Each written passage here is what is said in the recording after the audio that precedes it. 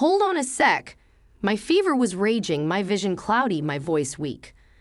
I tried to get his attention, hoping he'd stick around, but all he did was shoot me a dismissive smirk, gesturing towards me.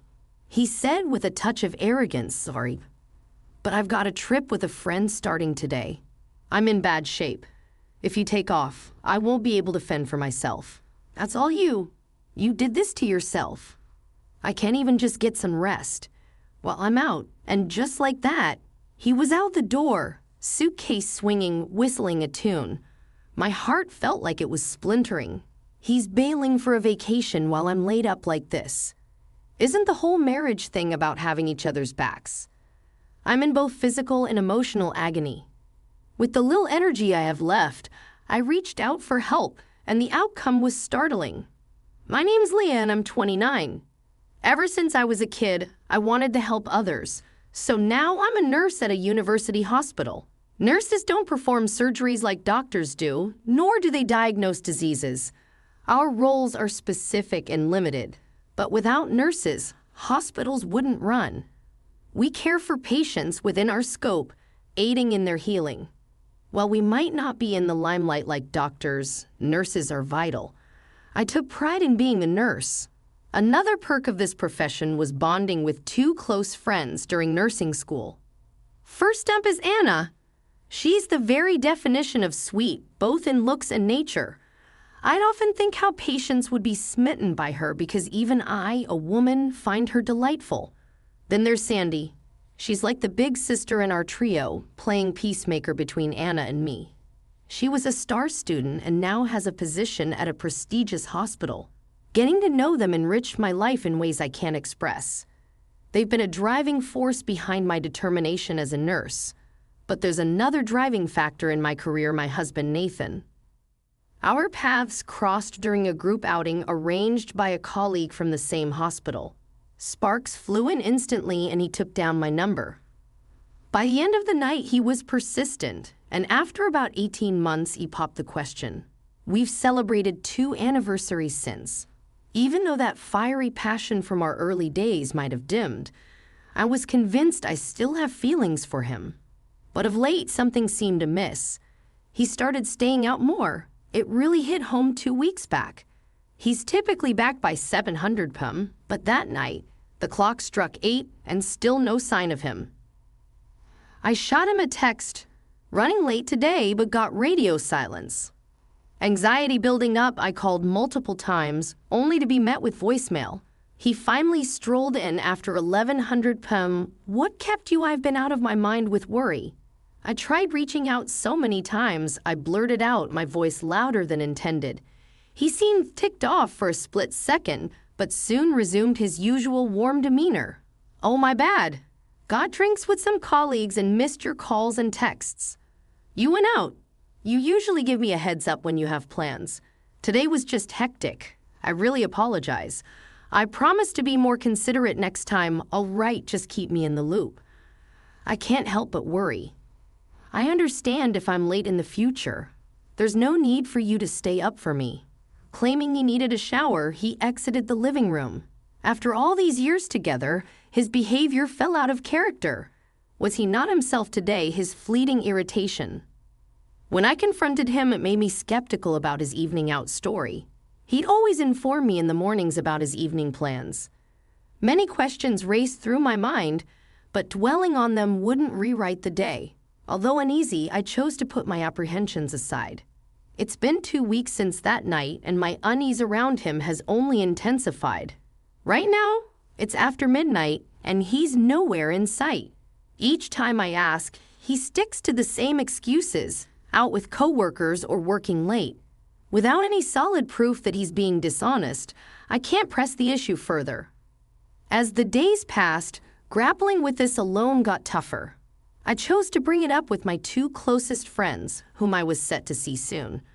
We gathered at a coffee shop, and after we ordered, I approached the subject. Actually, I've been wanting to talk about Nathan. Sandy, taken aback, leaned in and asked, "What's up? Did something happen?" Anna stayed pretty neutral, but I felt it was only fair to clue in both of them. Holding back tears and with Sai's reassuring hand on my back, I finally said, "Recently, he's been getting home super late.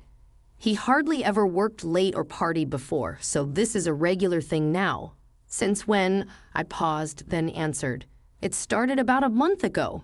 He's late nearly every night now, almost every night." "But didn't you mention his job doesn't require a lot of overtime?" Sandy questioned. "Exactly, and he's not big on alcohol.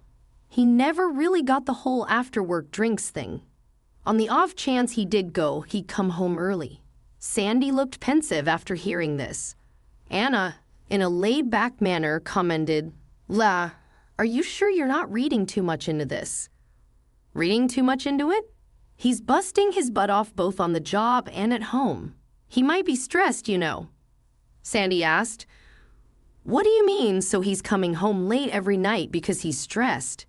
"No, not really. Sometimes folks just want a break from home, you get me?" Sandy gave Anna a sharp look, clearly annoyed, and retorted, "Excuse me." Anna didn't flinch, not showing any regret for her words. This raised an eyebrow for me. Even if Anna had a point, was this the right time or place to voice it, especially to someone seeking guidance? Maybe she was just playing devil's advocate because we're tight. Regardless, her remarks hurt. I was on the verge of tears but didn't want to make things more uncomfortable. I managed to smile and said, "You could have a point." The chat soon moved to Sai's job and Anna's latest crush, and the hours just flew by. When we left the coffee shop, Anna quickly mentioned other commitments and made a beeline for the subway. Now alone with Sandy, her demeanor shifted to something more serious. "What's on your mind, Sandy?" I asked, trying to keep it light.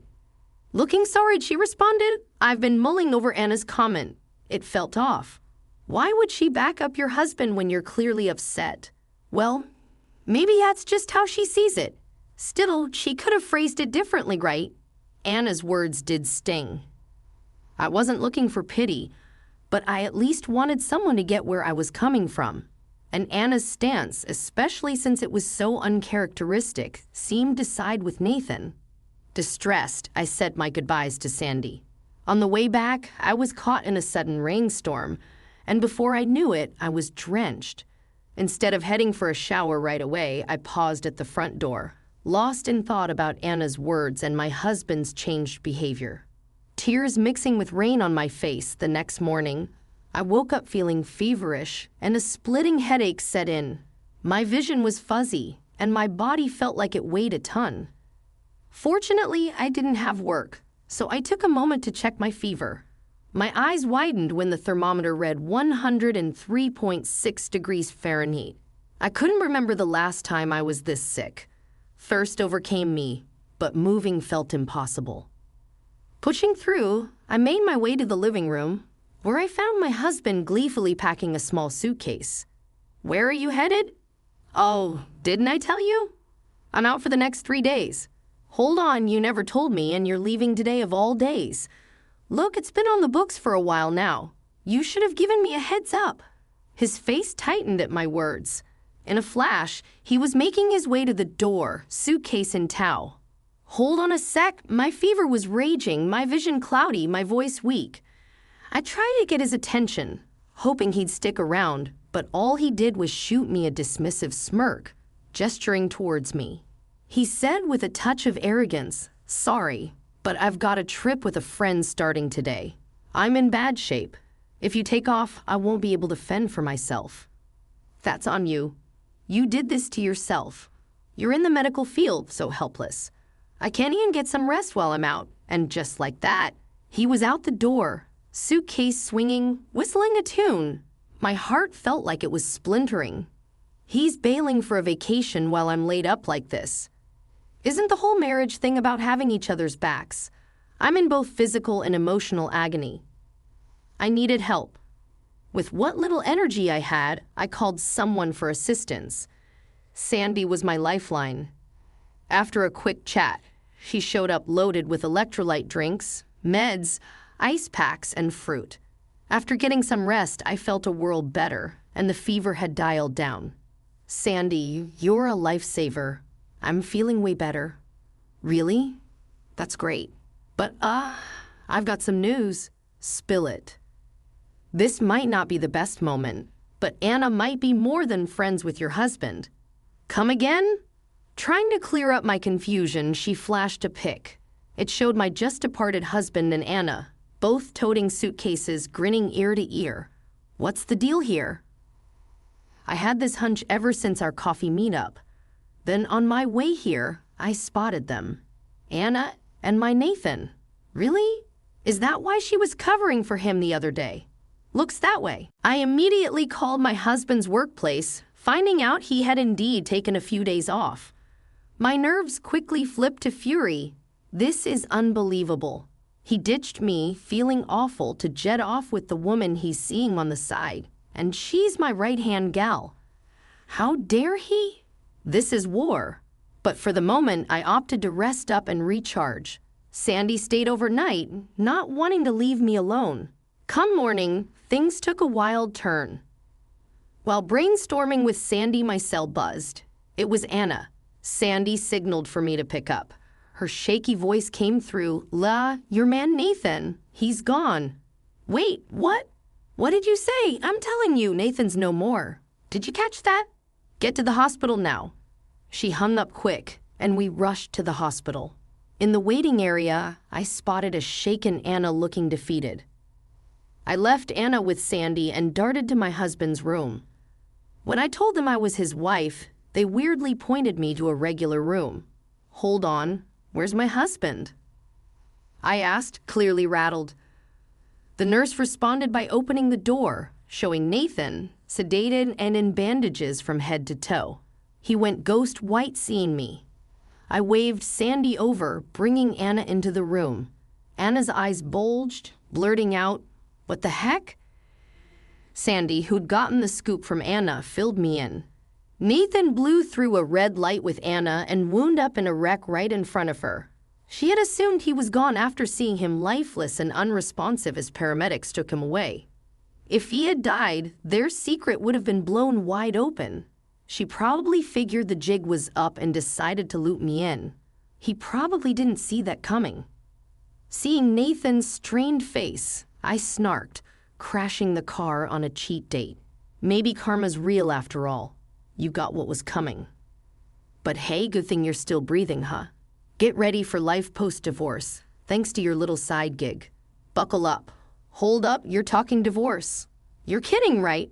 I fired back. Do I look like I'm kidding? You ditched me, sick as a dog, to run around with my BFF. I think I just let that slide.